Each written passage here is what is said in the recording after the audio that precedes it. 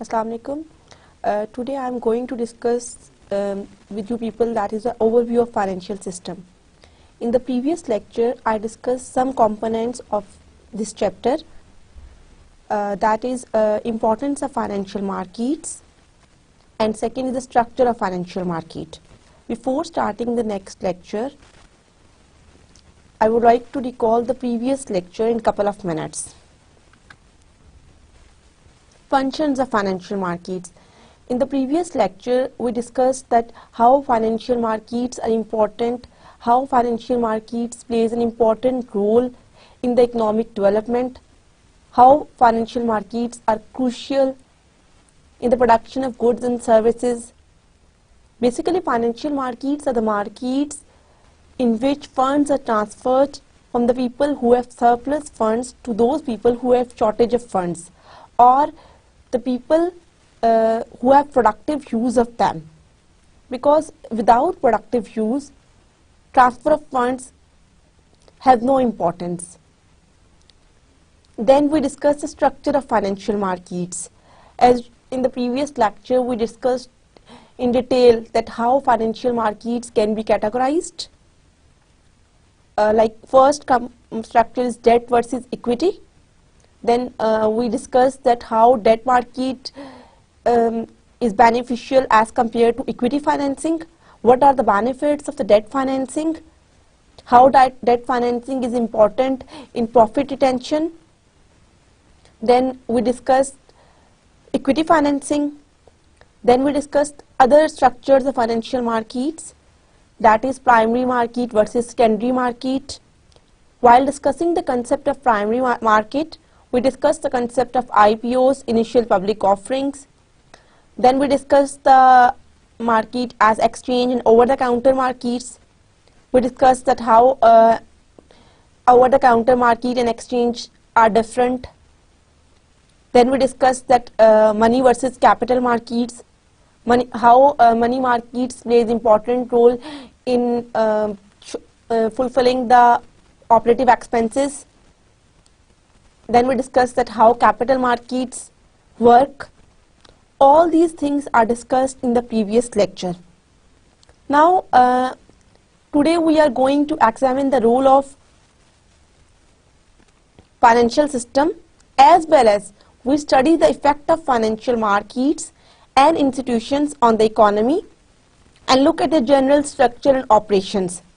Today, first of all, we discuss the internationalization of financial markets, function of financial intermediaries, indirect financing, then types of financial intermediaries, and the last regulation of the financial system.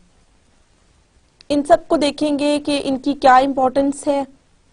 Might possible भी कुछ terms ऐसी use हुई हैं जो आपने पहले मैं आपको बता चुकी हूँ, लेकिन in the very first lecture में आपको बताया था कि इंट्रोडक्टरी लेक्चर है, इसमें हम सारे टर्म्स वगैरह देखेंगे, लेकिन लेटर ऑन हम उन टर्म्स को एक्सप्लेन करेंगे, एलोबरेट करेंगे, उनकी इन डेप्थ स्टडी देखेंगे. सो हम स्टार्ट करते हैं आज का अपना लेक्चर. फर्स्ट कंपोनेंट की तरफ आते हैं, इंटरनेशनलाइजेशन ऑफ फाइनेंशियल मार्केट्स. अब इस कंसेप्ट से पहले मैं यहाँ पे एक टर्म यूज हो रही है, इंटरनेशनलाइजेशन.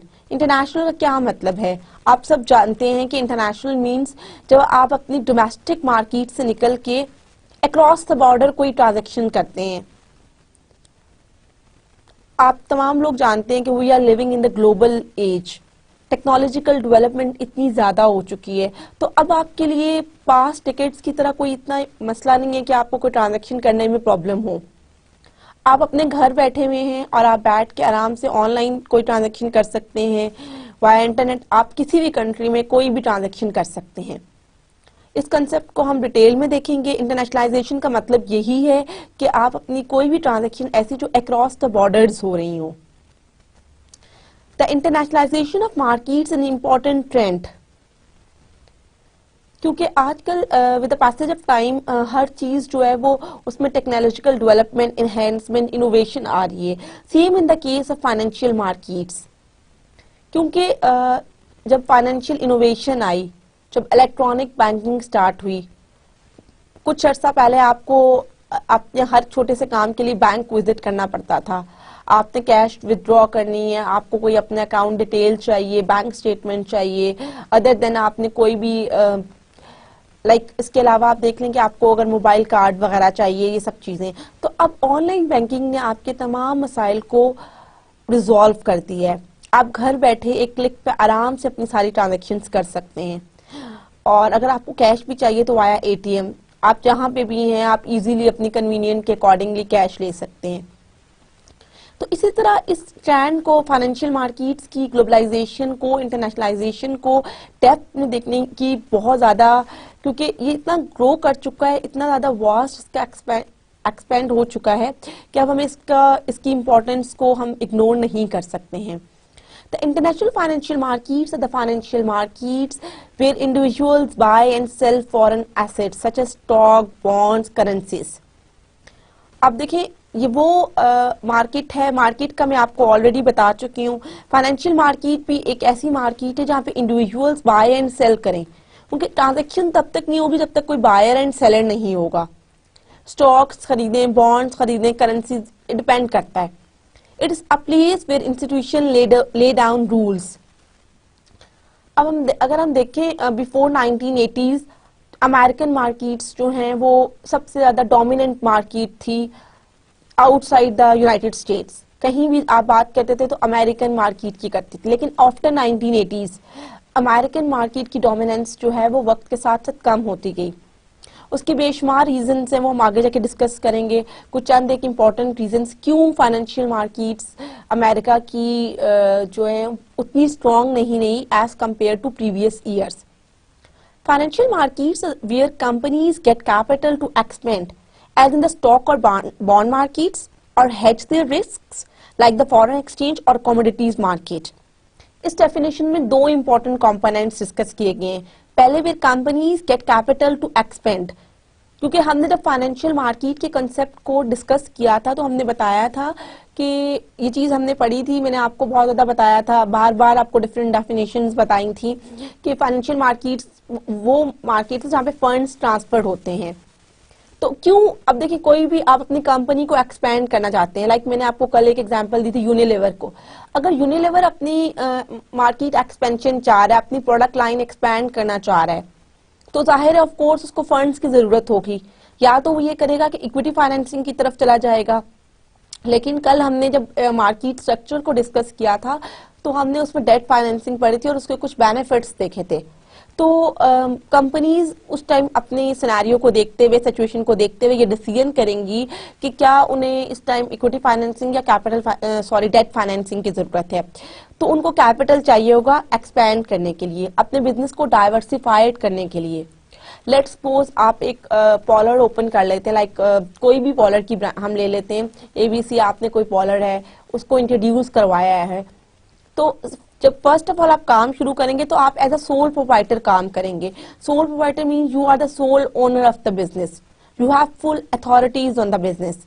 लेकिन अगर आपकी मार्केट रिप्यूट इतनी अच्छी हो गई है और आपका काम इतना ज़्यादा हो गया, अब आपको लग रहा है कि आप वर्कर्स वगैरह तो रखेंगे, लेकिन अभी द पैसेज ऑफ टाइम आप ये फील कर रहे हैं कि मुझे अपनी आउटलेट्स को, अपने बिजनेस को एक्सपैंड करना चाहिए। अगर पहले मेरी इस्लामाबाद में कोई आउटलेट है तो अब मुझे ट्विन सिटी रावलपिंडी में भी अपनी सर्विसेज प्रोवाइड करनी चाहिए। तो माइट पॉसिबल भी आप उस टाइम देखें जो भी एबीसी उस पॉलर को रन कर रहा है उसके पास इतने ज़्यादा फंड्स वगैरह ना हो कि वो अपने बिजनेस को एक्सपेंड कर सके। तो इस कंडीशन में वो क्या करेगा, तो किसी ऐसे को पार्टनरशिप की तलाश करेगा कि जो जहां से वो फंड्स बोरो कर सके। तो आप देखिए दोनों पार्टीज को म्यूचुअल बेनिफिट हो रहा है। तो उनका क्या होगा कि जो एबीसी है उसका पॉलर एक्सपैंड कर जाएगा, उसको फंड्स मिल जाएंगे, और जो उनको लेंडर हैं जो उनको लेंड कर रही हैं उनको ये बेनिफिट होगा कि उनकी जो अमाउंट है अगर वो उसको अपने पास रखेंगे तो वो इतनी रहेगी, लेकिन क्योंकि वो इन्वेस्ट कर रही है बिजनेस में, कुछ अर्से के बाद उसकी वैल्यू बहुत ज्यादा एनहांस हो जाएगी। इसके अलावा इसमें एक दूसरी बात की गई है, इंपॉर्टेंट चीज, हेज देयर रिस्क्स। अब देखिए अगर हम हेज से रिस्क की बात करें तो मैंने आपको बताया था हेजिंग का मतलब क्या होता है। बेसिकली हेजिंग हम कहते हैं in order to minimise the risks. अब अपने रिस्क को आप कैसे मिनिमाइज कर सकते हैं कि आप लाइक फॉरेन एक्सचेंज में या कमोडिटीज मार्केट में, लाइक अगर आप देखें, जैसे मैंने आपको कहा कि पहले आपका पॉलर था, तो आप साथ में उसी एग्जाम्पल में एक चीज एडअप करती हूँ कि आप कोई मतलब वहां पे जिम वगैरह बना लें लेडीज के लिए, तो जो माइट पॉसिबल भी कि जहाँ पे आपका थोड़ा सा डाइवर्सिफाइड किया है, आपको लग रहा है कि आपका पॉलर इतना अच्छा रन नहीं कर रहा, लेकिन आपने एक नई प्रोडक्ट लाइन उसमें ऐड कर दी है।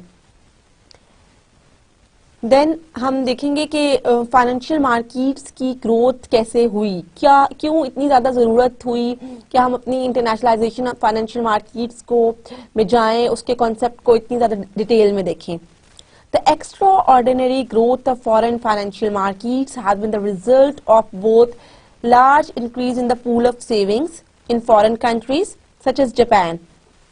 देखिए इसमें बात है कि फाइनेंशियल मार्केट्स की ग्रोथ इस तरह ज्यादा हुई कि आपने देखा आजकल आप कहीं भी देखें तो जापानीज मार्केट जो है उसने तमाम मार्केट्स को कैप्चर किया हुआ है। चाइना के देख लें, चाइनीज प्रोडक्ट आप देख लें किस तरह चाइना ने किस तरह मार्केट को ग्रास्प किया हुआ है, बायर्स मतलब आप देखें उनका मार्केट में क्या शेयर है।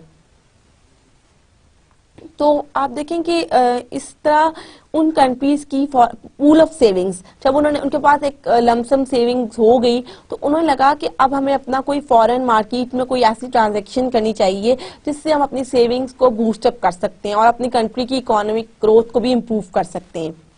And deregulation of foreign financial markets, which has enabled foreign markets to expand their activities. अब इसमें हमने दो चीजें देखी हैं, एक तो हमने बात की है कि आपकी पूल ऑफ सेविंग्स की, और सेकंड हमने regulation of foreign financial markets देखी हैं। इनको लेटर ऑन और ज्यादा डेप्थ में देखेंगे। तो इसलिए फाइनेंशियल मार्केट्स, फिर अमेरिका की बात करें तो मैंने आपको जैसे कहा कि अमेरिकन मार्केट्स पूरी दुनिया की मार्केट को डोमिनेट कर रही थी 1980s में, लेकिन आफ्टर 1980s वो उस कंडीशन में नहीं थी। अब जो अमेरिकन कॉर्पोरेशंस या इंडिविजुअल्स हैं वो इसमें रहते हैं कि वो इंटरनेशनल मार्केट, कैपिटल मार्केट को टैप करें फॉर फॉरेन लोन्स वगैरह, और अब वो मतलब डोमिनेट नहीं करे लेकिन वो फिर भी इंटरनेशनल कैपिटल मार्केट को लेने के लिए उसमें लगे हुए हैं। तो इस तरह अब आज अगर हम देखेंगे हमारी कौन सी मार्केट लीड करेंगे तो वो जापान की मार्केट है।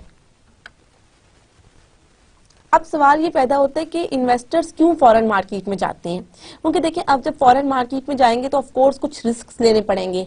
लाइक आप देखें किस तरह रिस्क ले सकते हैं कि आपको वहाँ के लोगों के कल्चर का नहीं पता, वहाँ के डेमोग्राफिक फैक्टर्स का नहीं पता, आपको ये नहीं पता कि उस कंट्री का कल्चर क्या है, वहाँ पे लोगों का क्या, वहाँ पे लोगों का इनकम या उनका इनकम वो तो चले आप थोड़ा बहुत देख लेंगे, उनका बाइंग बिहेवियर क्या है।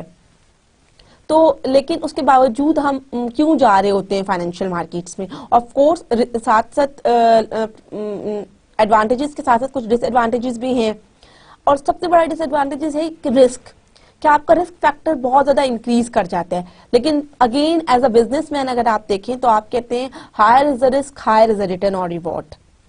तो आप ज्यादा चाहते हैं कि हम फॉरेन मार्केट में जाएं, क्योंकि आप ज्यादातर कोशिश में होते हैं कि आप अपने बिजनेस को एक्सपैंड करें, क्योंकि जब आपको बिजनेस एक्सपैंड करेगा, ग्रो होगा, तो ओवरऑल आपकी जो बिजनेस का एक अच्छा इम्पैक्ट, एक अच्छी रिप्यूट बन जाएगी।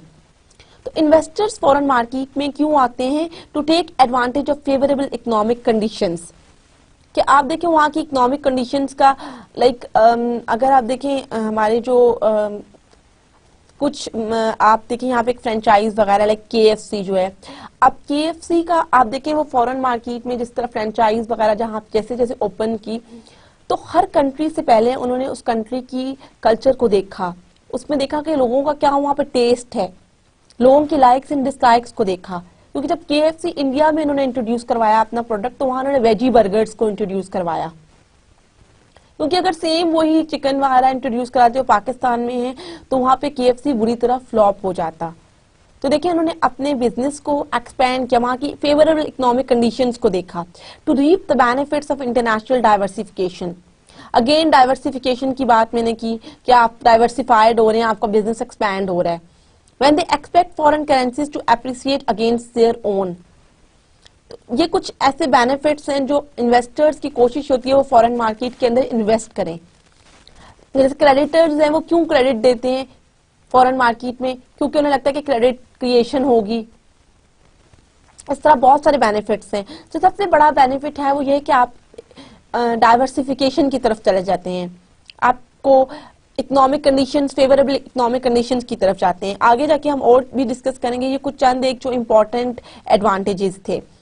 फिर आप देखिए इंटरनेशनलाइजेशन ऑफ फाइनेंशियल मार्केट्स। जब मार्केट्स एक्सपैंड हो रही है, अक्रॉस द बॉर्डर मूवमेंट उनकी है, तो उसमें आप देखिए आपको ज्यादा है कि आपने सारी चीजों को देखना है कि कैसी इन्फॉर्मेशन है वहाँ पे, आपके पास प्रॉपर वहाँ की इन्फॉर्मेशन है, प्रॉपर गाइडलाइन है, आपको ज्यादा विजिलेंट होना पड़ता है।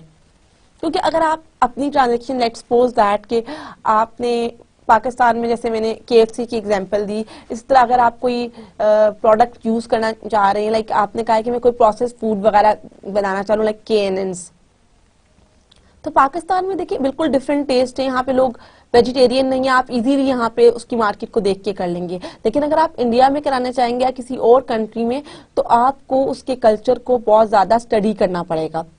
Then you are unable to go for the foreign financial transaction. अब जब हम इंटरनेशनलाइजेशन ऑफ फाइनेंशियल मार्केट्स की बात करते हैं, तो बेसिकली इसमें दो चीजें कवर होती हैं, bond markets and euro bonds. Bond का तो मैंने आपको पहले भी बताया था कि डेट को बेसिकली जेनेरिकली बॉन्ड कहा जाता है, लेकिन यहाँ फॉरेन बॉन्ड की बात हो रही है। अब हम देखेंगे फॉरेन बॉन्ड का क्या क्या है, फॉरेन बॉन्ड्स होते क्या हैं, इसकी डेफिनेशन की तरफ जाते हैं। A bond that is issued in the domestic market by a foreign entity in the domestic markets currency. देखिए अब यहाँ पे तीन चीजें आपको आ रही हैं। A bond that is issued in the domestic market. अब देखिए बॉन्ड इशू किया है, हुआ है डोमेस्टिक मार्केट में, लेकिन किसने किया है? फॉरेन एंटिटी ने किया है। अब पहली चीज आ गई कि इशू हुआ डोमेस्टिक मार्केट के अंदर, इशूअर कौन है? फॉरेन एंटिटी है, और करेंसी कौन सी है? वही home currency, domestic markets currency. A foreign bond is most often issued by a foreign firm to raise capital in a domestic market that would be most interested in purchasing the firm's debt. For foreign firms doing a large amount of the business in the domestic market, issuing foreign bonds is a common practice. देखिए आपने क्या कहा, अपनी domestic market में बहुत ज्यादा अपने business को ग्रो करने के लिए, तो तब आप फॉरेन बॉन्ड्स को इश्यू करेंगे। फॉरेन बॉन्ड्स में मैं आपको दोबारा से ये रिकॉल करवाती हूँ कि तीन चीजें हैं। A bond that is issued in the domestic market, issue कहाँ पे हुआ है? डोमेस्टिक मार्केट में इशू हुआ है। Issued by a foreign entity in the domestic currency, that is called the foreign bonds. अब सेकेंड जो कंसेप्ट है वो है euro bonds, bonds that are sold in countries other than the country represented by the currency dominating them. देखिए ये क्या है? bonds that are sold in countries other than the country represented by the currency dominating them, that is denominated in one currency but sold in different markets। कि आप देखिए एक currency denominate कर रही है, लेकिन आप इसको डिफरेंट करेंसीज में सोल्ड आउट कर रहे हैं। और अगर आप देखें आजकल की जो बॉन्ड्स जितने भी इशू हो रहे हैं, मोर देन 80% बॉन्ड्स जो है वो यूरो बॉन्ड्स हैं। अब हमने दो इंपॉर्टेंट कंसेप्ट मैंने भी आपके साथ शेयर किए, एक फॉरेन बॉन्ड का और एक यूरो बॉन्ड का। नेक्स्ट हम मूव करते हैं euro currency. A euro currency market is a money market that provides banking services to a variety of customers by using foreign currencies located outside of the domestic marketplace. देखिए अब इसमें अगर आप देखें, उसने कहा है कि वो आपको बहुत सारी बैंकिंग सर्विसेज प्रोवाइड कर रही हैं to variety of the customers. अब देखिए कस्टमर्स भी बहुत ज्यादा है, पूल ऑफ कस्टमर्स है और पूल ऑफ सर्विसेज हैं। The money market in which euro currency held in banks outside the country where it is a legal tender is borrowed and lent by banks in Europe. Basically आप देखिए इसमें जो आपके आते हैं कि आपने क्या देखना है कि आपकी फॉरेन करेंसी है but deposited outside of the home country. इसमें डॉलर्स वगैरह आ जाते हैं, सबसे इंपॉर्टेंट चीज डॉलर्स ही है। यूरो करेंसी बेसिकली जो सबसे स्कीम मेन आपको कंसेप्ट बताती हूँ वो ये है, is a money market that provide banking services to variety of customers by using foreign currencies, that is called the euro currency market. क्योंकि इसमें आप देखिए, आप इन तीनों मैंने आपको जो कॉन्सेप्ट बताया, फॉरेन बॉन्ड्स का, यूरो बॉन्ड्स का और यूरो करेंसी का, इसमें क्या है कि आप देखिए आपका जो एक्सपोजर है वो डोमेस्टिकली नहीं है, आप अपनी बाउंड्रीज से बाहर, मतलब आप आउटसाइड द कंट्री जाके एक ट्रांजैक्शन कर रहे हैं, इसलिए ये तमाम कॉन्सेप्ट्स जो हैं इंटरनेशनलाइजेशन के अंडर आ रहे हैं। वर्ल्ड स्टॉक मार्केट, अब आपने वर्ल्ड स्टॉक मार्केट के बारे में तो सुना होगा कि आप देखें, आपने इसमें डिफरेंट चीजें सुनी होंगी। आजकल जो है, आप पहले जैसे आप अमेरिकन स्टॉक मार्केट की बात करते थे, कल मैंने जब आपको बताया था New York stock exchange, Chicago stock exchange America की मेन स्टॉक एक्सचेंज थी। इसमें क्या है, इसमें आप देखें डिफरेंट जो शेयर्स हैं पब्लिकली हेल्ड कंपनीज के, वो इश्यू होते हैं और ट्रेड होते हैं। अब हमने कल जब किस तरह वो इश्यू और ट्रेड होते हैं, कल हमने अपने मनी मार्केट के अंदर, sorry, structure of financial markets के अंदर दो चीजें देखी थी, एक्सचेंज और ओवर द काउंटर। एक्सचेंज होता है सेंट्रली लोकेटेड, वहां पे फिजिकली एक प्लेस होती है, और ओवर द काउंटर मार्केट में ये होता है कि बायलेटरल ट्रांजैक्शन होती है या इंटर डीलर होती है। इस तरह वो करेंसीज आपस में पब्लिकली हेल्ड कंपनीज जो है वो इश्यू होती हैं और ट्रेड होती हैं। और स्टॉक मार्केट को हम कह सकते हैं इक्विटी मार्केट, और ये सबसे ज्यादा इंपॉर्टेंट कंपोनेंट है फ्री मार्केट इकोनॉमी का। और इसमें सबसे ज्यादा इंपॉर्टेंट क्या है, जब इक्विटी की बात आती है, स्टॉक की बात आती है, तो कैपिटल की बात आती है। ये आपको इन्वेस्टर्स को बहुत ज्यादा कैपिटल प्रोवाइड करता है, एंड साथ साथ आपको ओनरशिप भी प्रोवाइड कर रहा है। अब इसका एक मेन इंपॉर्टेंट जो स्टॉक मार्केट का कंसेप्ट है वो ये है कि वो आपको फंडिंग प्रोवाइड करता है, और आप जो है वेल्थी हो जाते हैं, आपको कोई रिस्क नहीं होता। पहले जैसे मैं आपको ऑलरेडी बता चुकी हूँ कि यूएस वर्ल्ड स्टॉक मार्केट सबसे बड़ी मार्केट थी, लेकिन नाउ डेज अगर हम बात करें तो Japanese stock market was larger market. Internationalisation of financial markets, ये एक टेबल है जिसमें आपको बताया जा रहा है कि फॉरेन स्टॉक मार्केट इंडेक्सेस, इसमें डिफरेंट इंडेक्सेस बताए गए हैं। अब देखिए इसमें आपको क्या बताया गया कि ग्लोबल ड्यू, इसी तरह अमेरिका की कुछ हैं, कुछ यूरोप की हैं, जर्मनी है, एशिया पैसिफिक है। अब इसमें क्या बताया जा रहा है, जो फर्स्ट टू कॉलम्स हैं वो आपको बता रहे हैं रीजन क्या है, कंट्री क्या है और मार्केट इंडेक्स क्या है। उसके अलावा आपको ये वो है, आपका ये जो चार्ट है ये बता रहा है कि किस तरह मनी एंड इन्वेस्टिंग पेपर के अंदर किस तरह मार्केट्स के इंडेक्सेस जो है वो मूव करते हैं। इसमें डिफरेंट कंट्रीज की मूवमेंट वगैरह और सब चीजें बताई जा रही हैं। Global perspective relative decline of US Capitol market. अब उसमें ये मैंने आपको शुरू में भी जब लेक्चर स्टार्ट किया तो मैंने आपको बताया था कि यूएस मार्केट जो है वो अपनी डोमिनेंसी, अपनी जो वर्थ थी वो 1980s में बहुत ज्यादा थी, लेकिन with the passage of time वो कम होती गई, वो इतनी ज्यादा नहीं थी। तो यहाँ पे आपको ये रीजंस बताई जा रही हैं कि क्यों नहीं थी। एक तो उसकी फाइनेंशियल मार्केट्स, बहुत सारे इशू होंगे, लाइक उनके फाइनेंशियल क्राइसिस वगैरह भी इसमें आ सकते हैं, क्योंकि वहां पे आजकल भी आप सुन रहे होंगे यूएस इकोनॉमी में फाइनेंशियली वो इतनी स्ट्रांग नहीं है। लेकिन जो चार चीजें, new technology in foreign exchanges, कि अब टेक्नोलॉजी इतनी ज्यादा आ गई है। और आप देखिए जापान, अगर हम टेक्नोलॉजिकली देखें तो जापान एक ऐसा कंट्री जो बहुत ज्यादा टेक्नोलॉजिकली स्ट्रांग है। फिर 9/11 मेड यूएस रेगुलेशन टाइटर आफ्टर 9/11, क्योंकि वहां पे लोगों का बिहेवियर चेंज हो गया, उनकी मार्केट्स का, जब जाहिर है लोगों का बिहेवियर चेंज हुआ तो लोगों का इन्वेस्टमेंट जो प्लान्स थे, इन्वेस्टमेंट बिहेवियर था, वो भी चेंज हो गया। तो पूरी की पूरी मार्केट को का इम्पैक्ट था। Greater risk of lawsuits in the US. Sarbanes Oxley, ये आपको पता होगा सार्बेन्स ओक्सले बेसिकली किसे कहते हैं। सार्बेन्स ओक्सले जो है आपका एक ऐसा एक्ट होता है जो आपकी कंपनीज को रेगुलेट कर रहा होता है। Has increase the cost of being a US listed public company, उसने भी अपनी कॉस्ट इंक्रीज कर दी। तो ये रीजंस हैं जिनसे यूएस कैपिटल मार्केट जो है अपनी वर्थ, अपनी डोमिनेंस को लूज कर चुकी है। इसके अलावा वहां पे और भी बहुत से होंगे, लेकिन चंद एक थे। अब सार्बेन-ओक्सले एक्ट जो है वो कंपनीज को रेगुलेट कर रहा है, पूरी कंपनीज को, उसके ऊपर कंपनीज वर्क करती हैं। जिस तरह अब पाकिस्तान में हम देखें तो हम अपनी कंपनी को, पब्लिक कंपनी को रजिस्टर्ड कराते हैं कंपनीज ऑर्डिनेंस 1984 में, इसी तरह यूएस में सार्बेन-ओक्सले है। अब सेकेंड जो आज का दूसरा कंपोनेंट था वो इनडायरेक्ट फाइनेंस था। फंक्शन ऑफ फाइनेंशियल इंटरमीडियरीज में इनडायरेक्ट फाइनेंस, उनके डायरेक्ट फाइनेंसिंग तो मैं ऑलरेडी बता चुकी हूँ। तो आज ये डायग्राम हम सिर्फ ऊपर वाला पोर्शन इसका देखेंगे। टॉप पार्ट में इनडायरेक्ट फाइनेंसिंग है।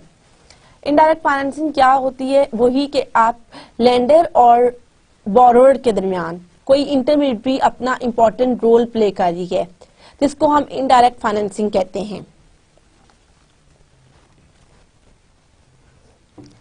अब फाइनेंशियल इंटरमीडिएशन बेसिकली क्या होता है? वही के जो उसका प्राइमरी पर्पस है वो है transfer of funds from lenders to borrowers. अब ये उसमें ये होता है कि डायरेक्टली बजाय इसके कि लैंडर और बोरोअर डायरेक्ट कोई ट्रांजैक्शन करें, वो अपनी ट्रांजैक्शन डायरेक्ट नहीं करते, बल्कि वो अपनी ट्रांजैक्शन बैंक्स के थ्रू, किसी इंटरमीडिएशन के थ्रू, जो सबसे ज्यादा इंपॉर्टेंट फाइनेंशियल इंटरमीडिएट की बात करें तो वो सेंट्रल बैंक है। और भी है जैसे इंश्योरेंस कंपनी, म्यूचुअल फंड्स, लेकिन जो सबसे ज्यादा इंपॉर्टेंट है वो बैंक्स है। बैंक्स का एक इंपॉर्टेंट रोल प्ले करता है। और बेसिकली जब इंश्योरेंस कंपनीज या म्यूचुअल फंड्स या पेंशन वगैरह की बात करते हैं तो उसमें भी बैंक्स का रोल होता है। बैंक क्या करता है? बेसिकली बैंक, देखें आपका बैंक, सेंट्रल बैंक का बेसिक पर्पज क्या है कि आपके डिपॉजिट्स को वो लेता है और वो आगे लैंड करता है लोगों को। तो वो जो सेवर्स हैं बेसिकली उनसे वो फंड्स लेगा और सेवर्स को वो उसके ऊपर कुछ मार्कअप देगा जो सेवर्स के लिए प्रॉफिट होगा, जिससे लोग मोटिवेट होंगे कि वो आए। अदरवाइज अगर आपकी मनी की कोई वो उतनी स्टक हो जाएंगे तो किसी को क्या जरूरत है वो बैंक तक जाए। देन वो क्या करेगा कि वो कुछ जो उनके बोरोअर्स वगैरह हैं उनको देगा, उसके दरमियान में वो उनके साथ ऐसी सिक्योरिटी मार्केट में ऐसे उनके साथ ट्रांजैक्शन करेगा। इंटरमीडिएट्स में जो है तीन इंपॉर्टेंट चीजें आ जाती हैं जब हम उनका कंसेप्ट देखेंगे, ट्रांजैक्शन कॉस्ट का, रिस्क शेयरिंग का और एसिमेट्रिक इंफॉर्मेशन का। अब देखें जो सेवर है उसको तो कोई ट्रांजैक्शन कॉस्ट ऐसा नहीं देना पड़ी, लेकिन ना बोरोअर को है, लेकिन जो बेसिकली ट्रांजैक्शन कॉस्ट है वो बैंक फुलफिल कर रहा होता है। इसी तरह कुछ ना कुछ रिस्क भी होगा, एसिमेट्रिक इंफॉर्मेशन भी है। हम इन तीनों कंपोनेंट्स को अलग-अलग डिटेल में जाके देखते हैं। First of all transaction cost. Transaction cost इस तरह आपको पता चल रहा है कि वर्ड है कि आपकी कोई जो बायर एंड सेलर के दरमियान कोई ट्रांजैक्शन हो रही है तो उसकी ट्रांजैक्शन कॉस्ट, एक तो ये कि आप डायरेक्टली जाते हैं और आप जाके ट्रांजैक्शन कर ले, उसमें तो आपकी कोई कॉस्ट इन्वॉल्व नहीं होती, लेकिन जब आप बैंक के थ्रू करते हैं तो कुछ ना कुछ कॉस्ट होती है। अब कैसे वो फाइनेंशियल इंटरमीडिएरीज कैसे अपनी ट्रांजैक्शन कॉस्ट को मिनिमाइज कर सकते हैं?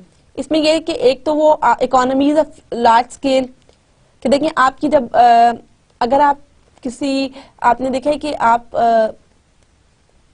अगर अकेले हैं, आपको कोई टारगेट दिया जाता है तो आपको काफी टाइम लगेगा, लेकिन अगर आपको 4-5 लोग दे दिए जाते हैं तो आप वो काम जल्दी खत्म कर लेंगे। या जिस तरह आपकी फिक्स्ड कॉस्ट की बात करते हैं कि आप एक रूम ले लेते हो, उसमें आप फोटोकॉपी सर्विसेज प्रोवाइड कर रहे हो, तो आपको रेंट तो देना ही देना है। अगर आप वहां पे साथ में स्कैनिंग भी रख लेते हो या बुक्स वगैरह भी रख लेते हो तो आपकी फिक्स्ड कॉस्ट तो सेम रहेगी, सिर्फ वेरिएबल कॉस्ट चेंज होगी। सेम इसी तरह आप इकोनॉमीज ऑफ लार्ज स्केल से अपनी ट्रांजैक्शन कॉस्ट को रिड्यूस कर सकते हो। Financial intermediaries make profit by reducing transaction costs. A financial intermediary's low transaction cost means that it can provide customers with liquidity services that make it easier for the customer to conduct transaction. Liquidity वही कि that is readily convertible into cash. Banks provide depositors with checking accounts that enable them to pay their bills easily. अब देखिए banks ने क्या आपको किस तरह depositors को किया है कि वो उनको बिल्स वगैरह इजीली पे कर सकते हैं। Depositors can earn interest on checking and saving accounts and still convert them into goods and services wherever necessary. तो देखिए वो डिपॉजिटर्स उनके पास आ रहे हैं, वो उसके ऊपर अपने जो भी डिपॉजिट वगैरह करा रहे हैं उनको एक तो फैसिलिटेट किया गया कि वो अपने बिल्स वगैरह भी इजीली पे कर सकते हैं। सेकेंडली इनको इंटरेस्ट दिया जाता है, वो इंटरेस्ट आपके देखिए एक तो प्रिंसिपल अमाउंट हो जाएगी प्लस आपका इंटरेस्ट अमाउंट आ जाएगा।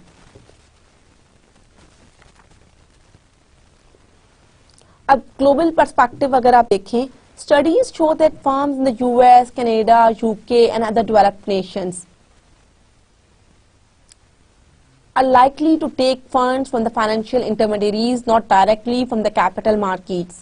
आप देखिए डिफरेंट रिसर्च इसके ऊपर है, मिस्किन की बुक देख लें, फ्रेडरिक मिस्किन की बुक देखें, इसी तरह आप कुछ और ऑथर्स देखें, तो स्टैनले ने इवन अपनी हर जगह ये कहा है कि जितनी भी रिसर्च हुई है उसमें यूएस, कनाडा, यूके, इन सब का जो ये लोग डायरेक्ट इनडायरेक्ट फाइनेंसिंग को ज्यादा यूटिलाइज करते हैं as compare to direct financing. इसी तरह अब अपनी अगर देखें जो इस टाइम वर्ल्ड लीडिंग मार्केट है, जर्मनी एंड जापान, वो भी सेम इनडायरेक्ट फाइनेंसिंग को ज्यादा करें, वो फाइनेंशियल इंटरमीडिएरीज के साथ अपनी ट्रांजेक्शन करें। तो ये देखें आप, ये जितना भी मतलब अगर आप देखिए दोनों के बेनिफिट्स अपनी अपनी जगह हैं, प्रोज एंड कॉन्स अपनी अपनी जगह, डायरेक्ट फाइनेंसिंग की अपनी इंपॉर्टेंस है और इनडायरेक्ट फाइनेंसिंग की अपनी इंपॉर्टेंस है, लेकिन जो ज्यादा मतलब अगर वाइडली आप देखें उसका स्कोप क्या है तो वो इनडायरेक्ट फाइनेंसिंग का ज्यादा स्कोप है। सेकेंड फंक्शन था फाइनेंशियल इंटरमीडिएरीज का रिस्क शेयरिंग का, क्योंकि सबसे ज्यादा इंपॉर्टेंट फंक्शन जब भी आप फाइनेंशियल मार्केट की बात करेंगी, आप ग्लोबल मार्केट की बात करेंगी, इंटरनेशनलाइजेशन की बात करेंगी और व्हाटएवर द डोमेस्टिक मार्केट की बात करेंगी, तो हर जगह आपका रिस्क एक इम्पॉर्टेंट फैक्टर है। और आप कोई भी बिजनेसमैन है, लेट्स सपोज दैट कि आप कहते हैं कि मैंने जो है ना कोई बिजनेस स्टार्ट करना है और आपके माइंड में कोई आइडिया है, तो सबसे पहला जो आपका माइंड में कंसेप्ट आएगा साथ साथ रिस्क का आएगा। और कुछ देखिए रिस्क का भी डिफरेंट बिहेवियर होते हैं लोगों के। अगर हम बिहेवियरल फाइनेंस की बात करें तो कुछ रिस्क लवर्स होते हैं, कुछ रिस्क अवर्सर्स होते हैं। तो इन सब चीजों को जब फाइनेंशियल इंटरमीडिएरीज की बात आएगी, इनको हम आगे जाके जब हम अपना नेक्स्ट चैप्टर में देखेंगे, मार्केट्स, एफिशिएंट मार्केट्स वगैरह को देखें, तो वहां इनको डिटेल में के कंसेप्ट्स को पढ़ेंगे। Another benefit made possible by the financial intermediaries' low transaction cost is that they can help reduce the exposure of investors to risk through a process known as risk sharing. अब वो कैसे अपना risk sharing कर सकते हैं? एक तो asset transformation है। एसेट ट्रांसफॉर्मेशन कैसे होता है कि आप रिस्की एसेट्स को टर्न करते हो अपने सेफर एसेट्स में। लेट्स सपोज दैट कि आपको कोई अपॉर्चुनिटी मिलती है कि आप $1 बिलियन जो है वो इन्वेस्ट करें,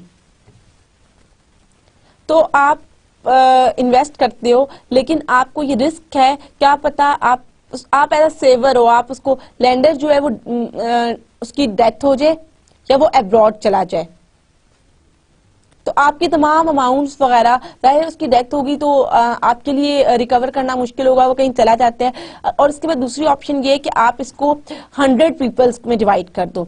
अब देखिए जहां पे आपने एक बंदे को किया, उसकी जो डेथ या कोई अनसर्टेनिटी ज्यादा है वहां पे।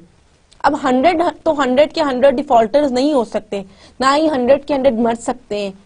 तो देखिए यहाँ पे आपका डाइवर्सिफिकेशन की बात आ गई है कि आप या तो 1 बिलियन एक ही बंदे को दे दो, और या फिर आप 1 बिलियन को 100 लोगों में डिवाइड करके दे दो।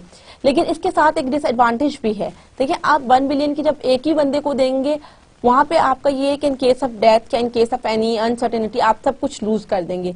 लेकिन आप साथ में देखें कि आपकी वहां पे लायबिलिटी आपकी एक बंदे की है। अब जब 100 है, आपको 100 के साथ अपनी टर्म्स एंड कंडीशन सेट करना, अपना एग्रीमेंट सेट करना, तो जाहिर है वहां थोड़ा सा कॉस्ट वगैरह भी आपकी ज्यादा हो सकती है।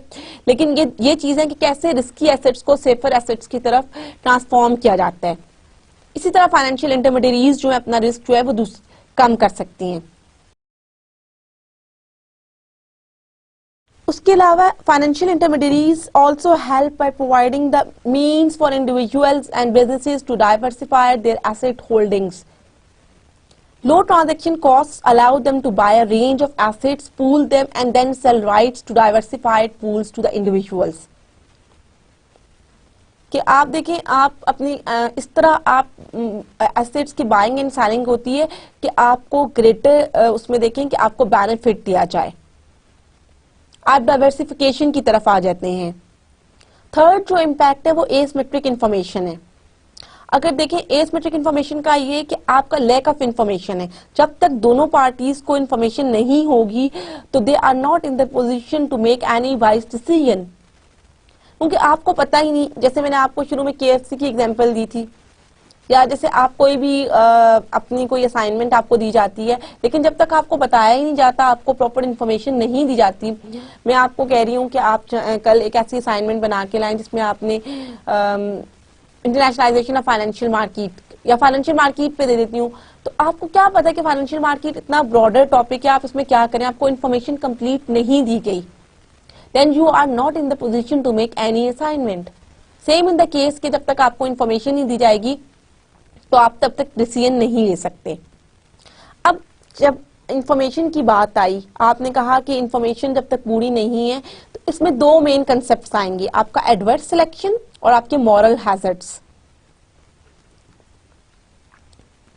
एडवर्स सिलेक्शन का जो बेसिक कंसेप्ट है, इसका आपको मीनिंग से ही पता चल रहा होगा कि आपकी सिलेक्शन सही नहीं है, और ये तब है ये बिफोर द ट्रांजैक्शन अकर्स, क्योंकि आपकी अभी ट्रांजैक्शन नहीं हुई, आपके पास अपॉर्चुनिटी है, आपके पास ये है कि आपने डिसीजन करना है कि इधर you have to go for the A project और इधर you have to go for another project. अब इसी तरह मैं आपको इसमें एक एग्जांपल बताती हूँ कि आपके पास दो लोग हैं ए एंड बी, और आप एज अ लेंडर हो और वो आपसे बोरो करना चाह रहे हैं $1,000। जो ए है वो ये है कि वो आपको पता है कि सेफर साइड पे है कि मतलब वो आप एक लिमिटेड उस प्रोस्पेक्टिव में काम कर रहा है। जो बी है वो गैम्बलर है और गैम्बलिंग में वो अपने पैसे को इन्वेस्ट कर रहा है।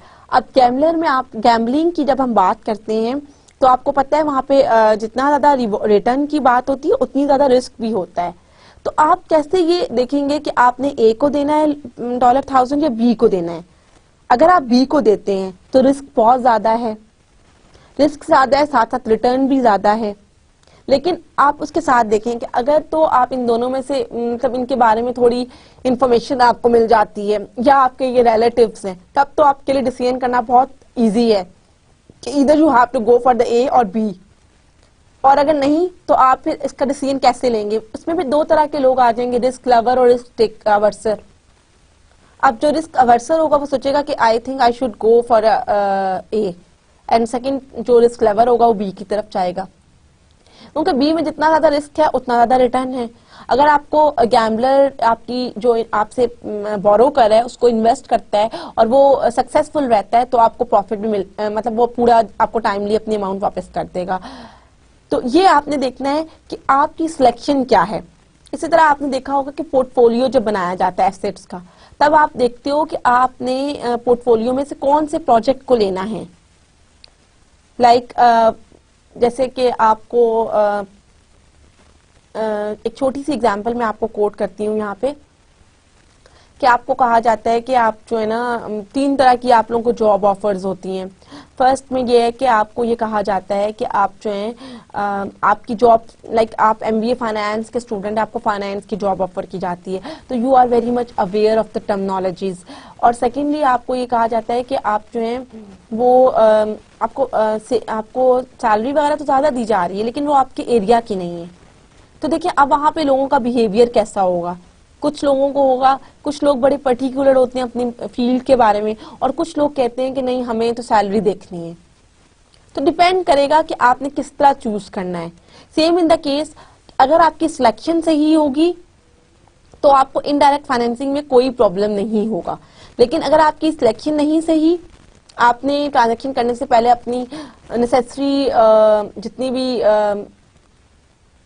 इंफॉर्मेशन थी वो कलेक्ट नहीं की या आपने नेसेसरी वर्क नहीं किया, तो आप फिर आपकी ट्रांजैक्शन का जो है ना वो नेगेटिव इम्पैक्ट होगा। Potential borrowers most likely to produce adverse outcomes are one most likely to seek a loan. Similar problem occur with the insurance where unhealthy people want their known medical problems covered. अब देखिए insurance company में भी यही problem है कि देखिए कुछ लोग तो वो हैं जो इंश्योरेंस लाइक बिल्कुल एंड पे अगर ले लेते हैं, उन्हें तो पता है कि उन्हें कोई ना कोई प्रॉब्लम है, तो वो चाहेंगे कि मेरी मेडिकल जितनी भी प्रॉब्लम्स हैं वो इंश्योरेंस कंपनीज फुलफिल करें। तो एडवर्स सिलेक्शन का जो है आप बहुत ज्यादा एक इम्पॉर्टेंट इम्पैक्ट है। जब भी आपको प्रोजेक्ट्स ऑफर हो तो आप देखें कि आपने उनमें सिलेक्शन कैसे करनी। अगर आपकी सिलेक्शन सही है it means you are doing the right, otherwise you may suffer a loss. Second जो है मॉरल हैजर्ड, ये क्या है? After the transaction occurs. अब आपको मैंने जो एग्जांपल दी थी कि ए और बी में जाएंगे और आपको इन्फॉर्मेशन नहीं लेते कि ए क्या है बी क्या है और आप ट्रांजैक्शन कर लेते हो, तो आपको ट्रांजैक्शन के बाद सफर करना पड़ेगा। Hazard that borrower has incentives to engage in undesirable immoral activities, making it more likely that they won't pay loan back. अब immoral, अब गैम्बलिंग है, गैम्बलिंग में वो सारा पैसा अपना हार गया, तो वो इस पोजीशन में ही नहीं है कि आपको कुछ दे सके. और अगेन अगर आप इंश्योरेंस कंपनीज को देखें, अब लोग तभी रिस्की उसमें जाएंगे जब वो इंश्योर्ड हो जाएंगे. अब देखें, जिसकी आपको यहाँ पे एक अपनी डेली रूटीन से एग्जांपल में कोट करती हूँ कि लेट्स सपोज आपकी गाड़ी, आप लोग आते हैं अपनी गाड़ी को पार्क, अगर तो आपकी गाड़ी इंश्योर्ड है तो यू आर लेस विजिलेंट. आपको पता है भी इंश्योर्ड है, अगर इन the case of any loss आपको इंश्योरेंस कंपनी जो है उसकी रिस्पॉन्सिबिलिटी है उस लॉस को फुलफिल करे. और अगर वो इंश्योर्ड नहीं है तो then you are more vigilant. Another view is the conflict of interest. इसमें क्या है, कॉन्फ्लिक्ट ऑफ इंटरेस्ट. देखिए आप इसमें सेम सी एग्जांपल है कि इंटरेस्ट का आप एक दो तरह के मतलब एक बॉर्डर और एक लैंडर है. अब जैसे मैंने कल आपको बताया था कि वॉल्टर के पास जो है वो रिटायरमेंट के बाद फंड्स हैं, उसके पेंशन फंड्स वगैरह हैं, और आपके पास क्योंकि लेट्स सपोज कि एबीसी मैन्युफैक्चरर्स था और वो चाह रहा था कि मैं रोबोट बनाऊं. अब इन दोनों का अगर कोई इंटरेस्ट जो है वो आपस में इंटरेस्ट मैच करने चाहिए, कॉन्फ्लिक्ट नहीं होने चाहिए. अब देखिए वॉल्टर का और उसका आपस में मैच कर रहा था, अगर कॉन्फ्लिक्ट हो रहा होगा तो तब भी मॉरल हैजर्ड्स जो हैं are more likely to happen. Financial intermediaries reduce adverse selection and moral hazards, enabling them to make profits. अब ये कैसे होता है ये हम अपने अपकमिंग चैप्टर्स में पढ़ेंगे कि थोड़ा सा एडवांस लेवल का है, किस तरह फाइनेंशियल इंटरमीडियरीज जो हैं वो एडवर्स सिलेक्शन को और मॉरल हैजर्ड्स के को कॉप अप करती हैं, उनका क्या रोल होता है. ये हम अपने नेक्स्ट आफ्टर 2 और 3 लेक्चर्स में आपको डिटेल में इसमें एक पूरा लेक्चर बताऊंगी. Type of financial intermediaries. In the very first lecture में आपको थोड़ा सा मैंने ये इंट्रोड्यूस करवाया था, लेकिन उस टाइम मैंने आपको बताया था कि ये डिस्क्राइब नहीं करी, एलोबरेट नहीं करी. Today I am going to discuss in detail. That is primary assets and liabilities of financial intermediaries.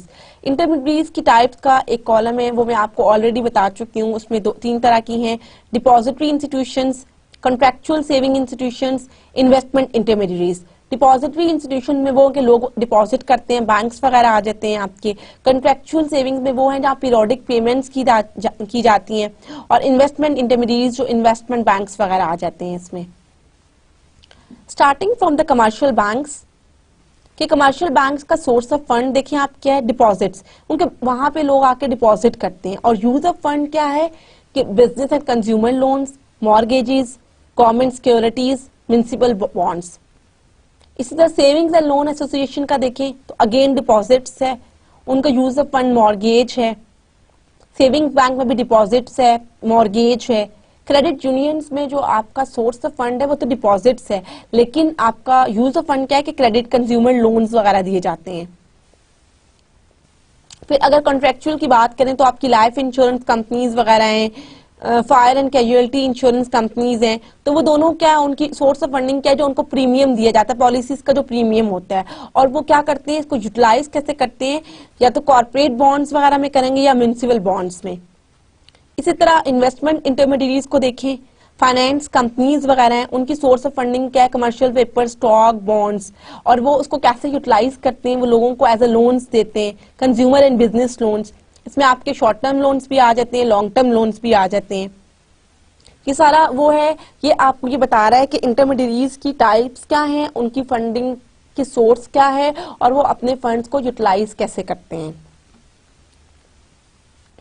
अब ये आपको एक और है, इसको हम इतना ज्यादा नहीं, सिर्फ मैंने आपकी अंडरस्टैंडिंग के लिए यहाँ पे डाला है, क्योंकि एग्जांपल्स के through you are in the better position to capture the concept. Principal financial intermediaries and value of their assets. कि आप देखिए कमर्शियल बैंक 1980 में क्या था, 1990 में क्या है, 2000 में, 2009 में. आप देखें कि आपको इंक्रीजिंग ट्रेंड यहाँ नजर आ रहा होगा. Same in the case of saving and loan association, mutual savings, credit unions. आप देखें ऑल द वे आपको जितने भी यहाँ पे इंश्योरेंस कंपनीज हैं, पेंशन फंड्स हैं, फाइनेंस कंपनीज हैं, with the passage of time आपको उनको इनमें इंक्रीजिंग ट्रेंड होगा. उनके मैंने आपको बताया ना, with the passage of time हमारी मार्केट्स ग्रोथ के लिए, हमारी कंट्री की इकोनॉमिक डेवलपमेंट के लिए, तो ये पैसेज ऑफ टाइम के साथ इसमें एनहेंसमेंट एडवांसमेंट होती रही है और आपको इसीलिए हर किसी में आपको इंक्रीजिंग ट्रेंड नजर आ रहा है। अब नेक्स्ट मैंने आपको यहाँ पे डिपॉजिटरी इंस्टीट्यूशंस वगैरह का बता चुकी हूँ ऑलरेडी कि उसमें आपके बैंक्स हैं, कमर्शियल बैंक्स एंड थ्रिफ्ट्स आ जाते हैं। अब कमर्शियल बैंक्स आप इस टाइम दुनिया में देखें तो मोर देन 7,500 हैं और वो क्या करते हैं कि वो लोगों से आप डिपॉजिट्स वगैरह लेते हैं, उसको यूटिलाइज करते हैं, उसको commercial consumer and mortgage loans वगैरह पे करते हैं। और जो सबसे ज्यादा इस टाइम फाइनेंशियल इंटरमीडिएट्स में इंपॉर्टेंट रोल है वो बैंक्स का ही है, क्योंकि वो banks have the most diversified asset portfolios. Thrift की बात करेंगे तो इसमें म्यूचुअल एंड सेविंग बैंक्स आ जाते हैं, क्रेडिट यूनियंस आ जाती हैं। अब saving banks and credit unions क्या करते हैं कि डिपॉजिट एज शेयर्स ले लेते हैं और फिर उनको जो है वो क्रेडिट यूनियन कंपनीज वर्कर्स वगैरह को डिफरेंट लोगों को क्रेडिट प्रोवाइड करते हैं, मॉर्गेज करते हैं, कमर्शियल लोन्स आ जाते हैं इसमें। कंट्रैक्चुअल सेविंग इंस्टीट्यूशंस जो हैं वो कहाँ से फंड लाती हैं? All contractual saving institutions acquire funds from the clients at periodic intervals on a contractual basis and have fairly predictable future payout requirements. इसमें आपका सबसे पहले लाइफ इंश्योरेंस कंपनीज हैं, सेकंड आपका fire and casualty insurance companies हैं, third आपका pension and government retire funds हैं। अब इंश्योरेंस कंपनीज क्या करती हैं कि ये पॉलिसीज में आपको प्रीमियम वगैरह लेती हैं और फिर इसको इन्वेस्ट करती हैं in less liquid corporate securities and mortgages. Same in the case of fire and casualty insurance companies. Pensions and government retired funds में थोड़ा सा डिफरेंट सिनेरियो है। उसमें ये कि आप देखें जो भी गवर्नमेंट एम्प्लॉयज वगैरह होते हैं उनकी मंथली डिडक्शंस वगैरह होती हैं जिसको एज अ पेंशन कहते हैं और फिर वो इन्वेस्ट करते हैं कॉर्पोरेट सिक्योरिटीज में and provide retirement income via annuities. Next, finance companies. Finance companies are mostly sell commercial papers, a short-term debt instrument. आपको ऑलरेडी बता चुकी हूँ, short term debt instruments are used for the operating expenses and issue bonds and stocks to raise funds to lend to consumers to buy durable goods and to small businesses for operations. Mutual funds क्या करता है? Mutual funds acquire funds by selling shares to individual investors and use the proceeds to purchase large diversified portfolios of stocks and bonds. Money market mutual funds again उसमें भी ये कि short term है, आपको अपनी कंपनी की operation के लिए उसकी इनहैंस मतलब शॉर्ट टर्म लोन्स हैं। Investment banks advise companies on securities to issue underwriting security offerings and act as dealers in the security markets. Regulatory agencies, अब ये जो टेबल आपको बता रहा है कि रेगुलेटरी एजेंसीज कौन कौन सी हैं, आपने सुना होगा security exchange commission of Pakistan में भी सुना होगा। इस तरह ये ऑल ओवर द वर्ल्ड की बात करें, हम बेसिकली यहाँ पे यूएस फाइनेंशियल सिस्टम को देख रहे हैं। Security and exchange commission, commodities future trading commission, office of the controller of the currency, national credit union administration. अब अगर हम सिक्योरिटी एंड एक्सचेंज कमीशन को देखें तो इसमें सब्जेक्ट ऑफ रेगुलेशन क्या है? Organized exchanges and the financial markets. Nature of regulation में क्या है? Disclosure of information, strict insider trading. Commodities future market की बात करें तो future market exchange है। इस तरह ये इस टेबल में आपको बेसिकली बताया जा रहा है कि कौन कौन सी रेगुलेटरी एजेंसीज है यूएस में, उनका सब्जेक्ट ऑफ रेगुलेशन क्या है और नेचर ऑफ रेगुलेशंस क्या है। फिर इसी तरह next state bank and insurance companies हैं, फेडरल डिपॉजिट इंश्योरेंस कंपनीज हैं, फेडरल रिजर्व सिस्टम्स हैं, office of the threat supervision हैं। इसमें मैं आपको ज्यादा डिटेल में नहीं बता रही क्योंकि जब आप चार्ट देखेंगे तो आपको कंप्लीट ओवरव्यू मिल जाएगा। ये इसको इतना एक्सप्लेन करने की नहीं क्योंकि ये ऑलरेडी इतना एक्सप्लेनेटरी और कम्प्रिहेंसिव है कि आप इसको देख के खुद ही अंडरस्टैंड कर लेंगे। और देन अगर फिर भी आपको कोई मसला हुआ तो हम अपने नेक्स्ट लेक्चर में इसको जब मैं दोबारा से एक ओवरव्यू देंगे तो इसमें कैप्चर करेंगे। रेगुलेशन ऑफ फाइनेंशियल मार्केट जो आज का हमारा लास्ट कंपोनेंट था, हमने स्टार्ट की बात इंटरनेशनलाइजेशन ऑफ फाइनेंशियल मार्केट से, फिर हमने उसमें देखा कि आपकी कौन कौन से फाइनेंशियल इंटरमीडिएट्स का क्या है, इनडायरेक्ट फाइनेंसिंग क्या है, और अब last but not least regulation of financial markets हैं। फाइनेंशियल रेगुलेशन बेसिकली होता क्या है? अब रेगुलेशन से आपको वो लग रहा है सुपरवाइज करना, किसी चीज की कुछ रिक्वायरमेंट्स होती हैं, कुछ रिस्ट्रिक्शंस और गाइडलाइंस होती हैं। तो अब फाइनेंशियल मार्केट्स को भी ऑपरेट करने के लिए बहुत जरूरी है कुछ स्पेशल गाइड्स, कोई कोड ऑफ कंडक्ट हो, बिकॉज आपको अच्छी तरह से आइडिया है कि जब तक उनकी प्रॉपर गाइडलाइंस नहीं होंगी तो कोई भी मार्केट जो है वो सक्सेसफुली काम नहीं कर सकती है। अब मैं आपको उसकी डेफिनेशन बता देती हूँ। Financial regulation is a form of regulation which subjects financial institutions to certain requirements, restrictions and guidelines aiming to maintain the integrity of the financial system. This may be handled by a government or a non-government organization. Financial regulation has also influenced the structure of banking sectors by decreasing borrowing cost and increasing the variety of financial products available. इसके अलावा आप देखें, इसके हम financial regulators के कुछ main objectives हैं। क्यों जरूरी है फाइनेंशियल रेगुलेशन की? First of all market confidence, फिर फाइनेंशियल स्टेबिलिटी, क्या आपने अपनी स्टेबिलिटी को करना है, ये नहीं कि आप अपनी कोई स्टेबिलिटी नहीं है, जब तक मार्केट स्टेबल नहीं होंगी you are not in the position to do any business. और सबसे इंपॉर्टेंट किसी भी इकोनॉमिक के ऊपर जो इम्पैक्ट होता है इसकी स्टेबिलिटी का होता है। Consumer protection, reduction of financial crime, कि आप देखें क्राइम वगैरह को भी आप ये नहीं कि आप रेगुलेशन नहीं होगी तो जाहिर है ऑफ कोर्स क्राइम होगी। आप देखें अगर किसी भी कंट्री में कोई पुलिस डिपार्टमेंट नहीं है, जब आपको पता है कि क्राइम को हमने रेगुलेट करने के लिए कोई डिपार्टमेंट ही नहीं बनाया तो लोगों को तो आपने छूट दे दी कि जैसा चाहे वो कोई क्राइम कर सकते हैं। इसी तरह जैसे आपने एमबीए में एडमिशन लिया है तो आपको कुछ रूल्स बताए गए होंगे, कुछ रेगुलेशंस बताए गए होंगे कि अगर आपके इस परसेंटेज से कम मार्क्स आएंगे तो आप प्रमोट नहीं किए जाओगे, या आपका इतनी परसेंटेज होगी तो आपका ए ग्रेड होगा, इतनी होगी तो बी होगा। ये तमाम चीजें आपको शुरू में बताई गई होंगी before your admission. Same in the case of markets की भी कुछ रेगुलेशंस हैं और उनका बहुत इंपॉर्टेंट रोल है, क्योंकि अगर मार्केट्स का without the regulation of markets are not in the position to play an important role in economic growth. Asymmetric information in financial market means that investors may be subject to the adverse selection and moral hazard problems that may hinder the efficient operation of financial markets. देखिए अब मैंने आपको already बता चुकी हूँ कि asymmetric information है, proper information नहीं है तो you might go for the adverse selection और द मॉरल हैजर्ड्स, तो आपको आपकी financial markets are not in the position to work efficiently. इसी तरह जैसे हमने बात की थी कि बहुत सारे रेगुलेटरीज, सिक्योरिटी एक्सचेंज कमीशन जो है वो बहुत ज्यादा आपकी एक ऐसा कॉरपोरेशन है जो आपकी तमाम कॉरपोरेशन में जितने भी आपकी सर्टेन इंफॉर्मेशन है रिगार्डिंग सेल्स के, एसेट्स के, वो लोगों को उसमें प्रॉपर इंफॉर्मेशन प्रोवाइड करा to disclose certain information. Such government regulations can reduce adverse selection and moral hazard problems and increase their efficiency by increasing the amount of information available to investors. देखिए जब तक आपको information नहीं है, आपको ये नहीं पता कि डॉलर जो है, आप एज अ बिजनेसमैन आप डॉलर को करेंसी परचेज करें, आपको पता ही नहीं है इसका इंक्रीजिंग ट्रेंड है या डिक्रीजिंग ट्रेंड है, you are not in the position to do a successful transaction. तो इसके लिए जरूरी है कि आपको प्रॉपर इंफॉर्मेशन दी जाए।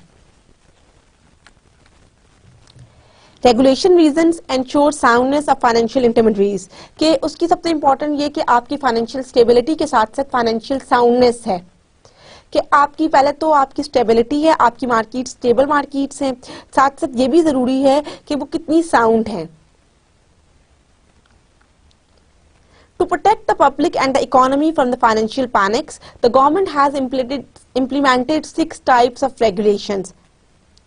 Restrictions on entry, disclosure, restrictions on assets and activities, deposit insurance, limits on competition, restrictions on interest rate.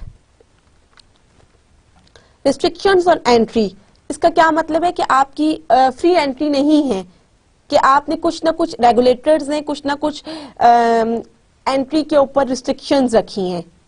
जैसे आप कहते हो कि मैंने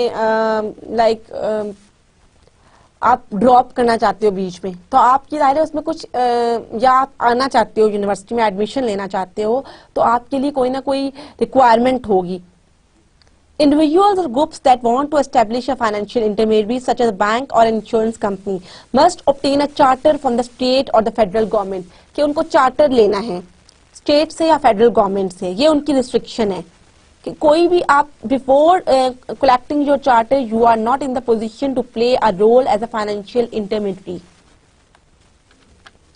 डिस्क्लोजर रिक्वायरमेंट्स, जिस तरह आप कंपनी बनाते हैं, कंपनी ऑर्डिनेंस 1984 में बहुत सारी चीजें डिस्क्राइब की गई हैं कि कंपनीज किस तरह बनेंगी, उसका मेमोरेंडम ऑफ एसोसिएशन क्या है, मेमोरेंडम ऑफ आर्टिकल क्या है.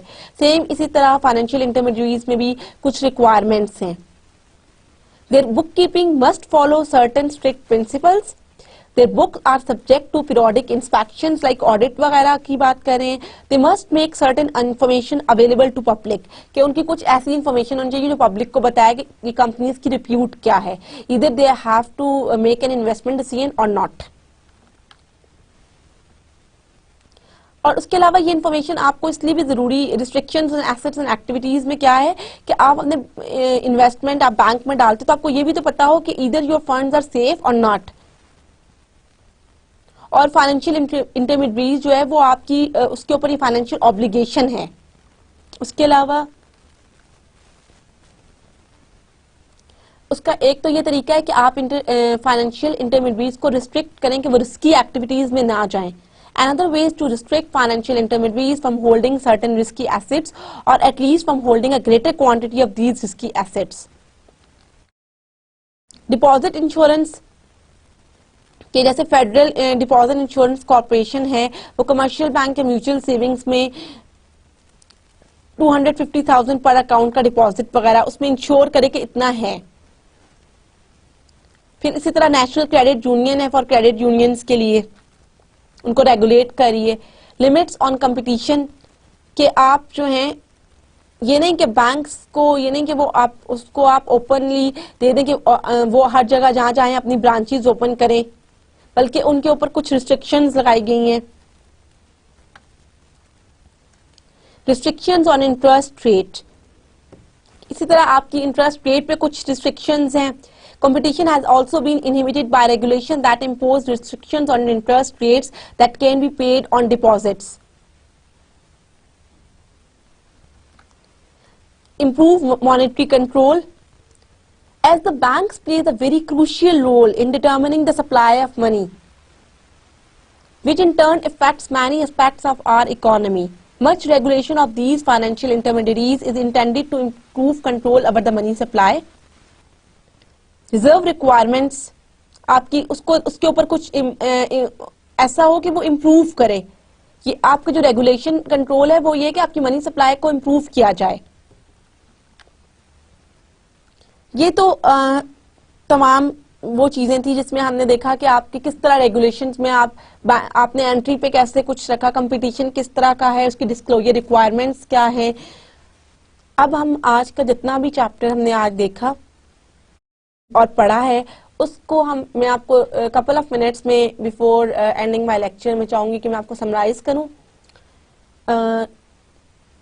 आज हमने चैप्टर नंबर 2 जो हमने प्रीवियस लेक्चर में जिसके 2 कंपोनेंट्स देखे थे, इंपॉर्टेंस ऑफ फाइनेंशियल मार्केट और स्ट्रक्चर ऑफ फाइनेंशियल मार्केट. आज हमने उसके बाकी कंपोनेंट्स देखे. हमने इंटरनेशनलाइजेशन ऑफ फाइनेंशियल मार्केट्स को देखा कि इंटरनेशनलाइजेशन ऑफ फाइनेंशियल मार्केट क्यों जरूरी है. उसमें हमने यूरो बॉन्ड्स की बात की, फॉरेन बॉन्ड्स की, यूरो करेंसी की, स्टॉक एक्सचेंज की.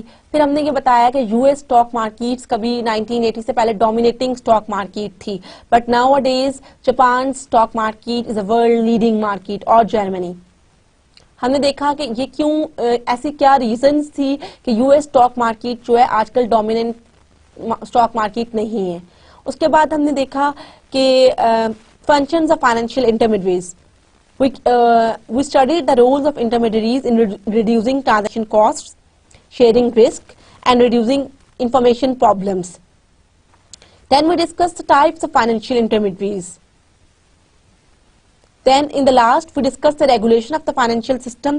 हमने देखा कि कौन कौन सी रेगुलेशन, सिक्योरिटी एक्सचेंज कमीशन की बात की हमने, इस तरह क्रेडिट यूनियंस की बात की. हमने ये देखा कि वो किस तरह क्या रेगुलेशंस हैं फाइनेंशियल मार्केट्स के लिए, ये रेगुलेशन क्यों होना जरूरी है इसके लिए, क्योंकि मार्केट कॉन्फिडेंस, स्टेबिलिटी, साउंडनेस और उसकी फिर क्या रिक्वायरमेंट्स हैं. उसमें हमने फर्दर देखा कि आपकी एंट्री के ऊपर कुछ है कि फ्री एंट्री नहीं, आपको बहुत ज़्यादा इजी एंट्री अगर दे दी जाएगी तो हर कोई आएगा। फिर कंपटीशन की बात हमने की, कुछ डिस्क्लोजर रिक्वायरमेंट्स की बात की, and we also discussed some of the agencies charged with the oversight of various institutions and markets. And this is all about the today's lecture.